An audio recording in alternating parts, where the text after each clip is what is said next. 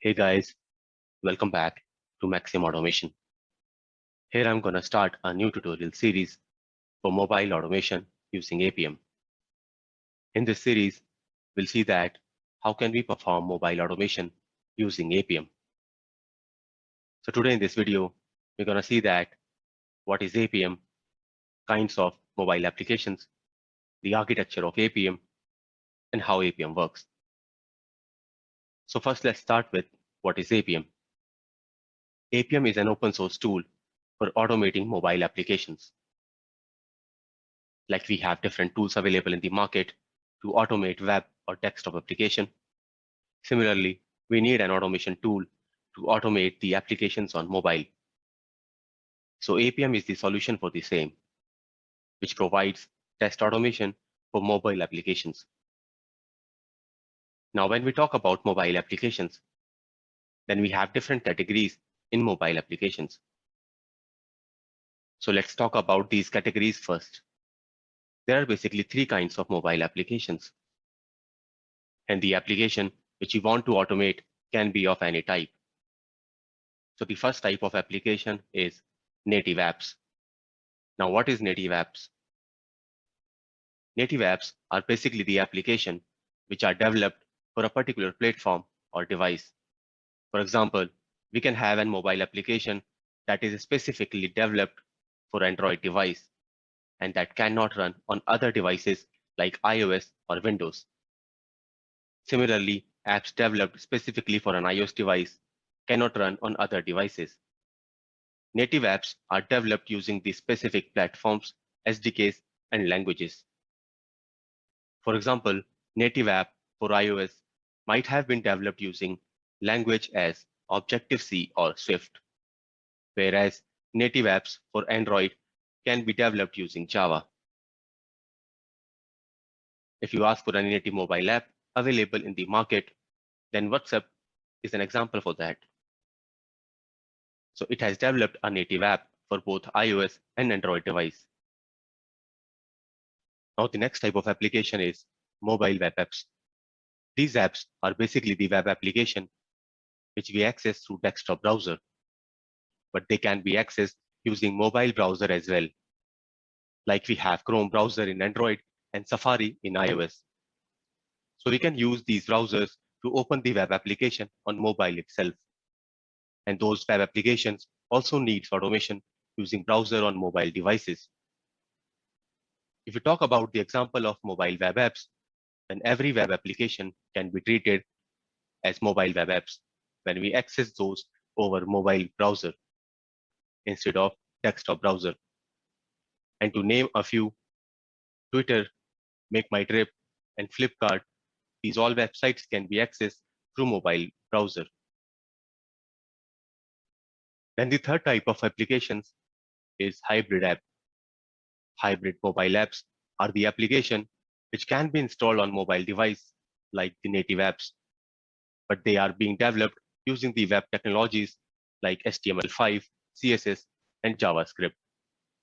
These apps run inside the native container and uses the browser engine of the particular device to render the page. So they uses the browser engine, not browser. Hybrid app can access the device capabilities like camera or storage, whereas mobile web apps cannot do the same.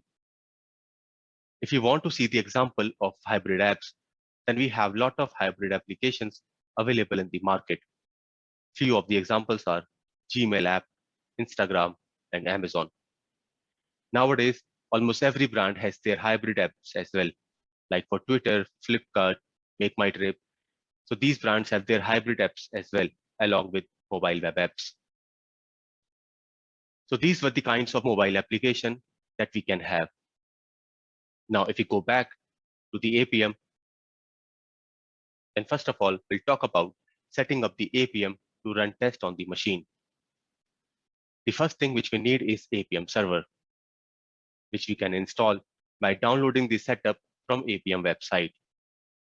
APM server is written in node.js, so you can install it directly from the npm as well.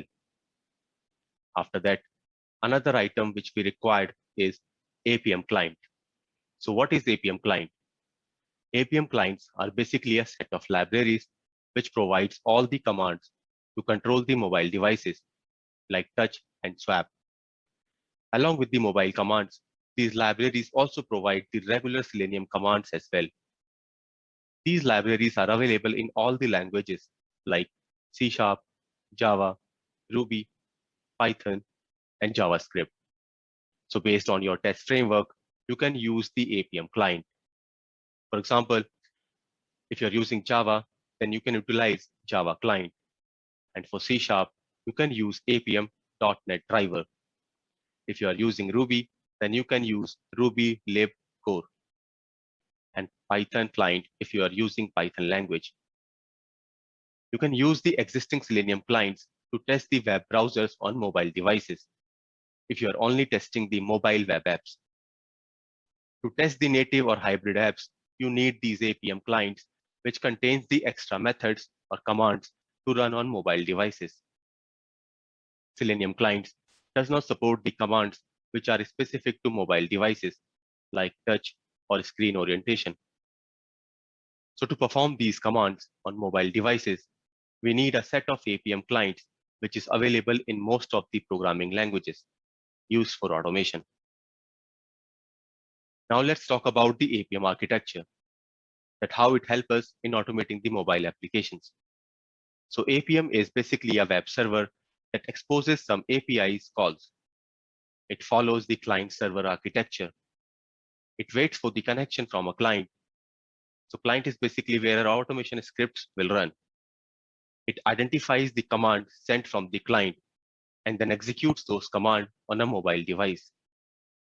Whenever a client initiates a session with the APM server, then the server returns a session ID, which is used to send for further commands.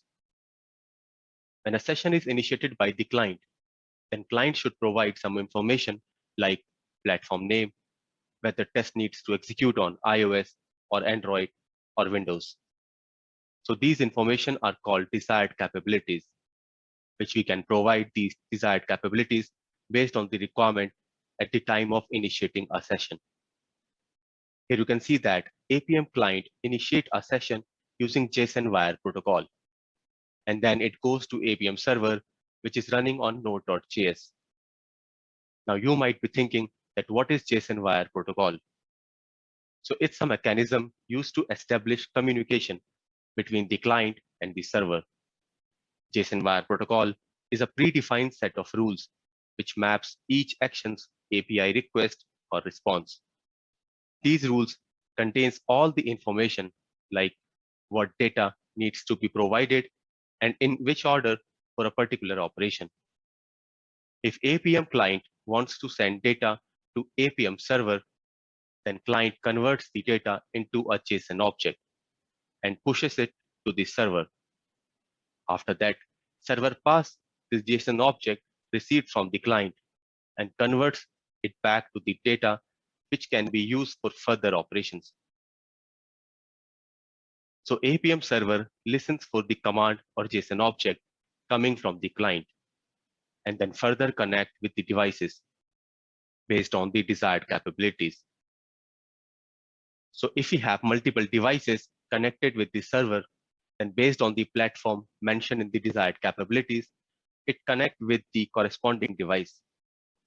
Once connected, then it creates a session ID and then responds the session ID to the client, which is used for performing the further commands or API calls. After successful connection is made, then we send command to perform operation on mobile devices based on the test cases. Once these operations are performed on mobile devices, then it pushes all the logs for the performed operations on device. Now you might be thinking that APM server directly performs the operation on mobile devices. But actually what happens is APM connect with different services or test frameworks available for different platforms or devices. For example, for Android, it is UI Automator or UI Automator 2. And for iOS, it is XCUI Test if the version of iOS is 9.3 and above. For the version lower than 9.3, iOS uses UI automation. And in case of Windows device, it uses WinApp driver. APM tosses the request to the respective services or vendor frameworks, and then those frameworks perform the operations either on real devices, simulators, or emulators. So let's suppose that if you are going to run your test on an Android device, then APM will connect with the UI automator, which is available on Android device. And then UI automator will communicate with the device to perform the operation. Once the operation is done on mobile device, then the log details of the performed operations pushed back to the APM server. So this is all about the overview of APM and how APM architecture works to run automation tests on mobile devices. In our next video, we'll see that how to set up APM and we'll run our first test on a mobile device. Thank you for watching. Please like and subscribe to the channel. Also, please don't forget to click on the bell icon. Thank you.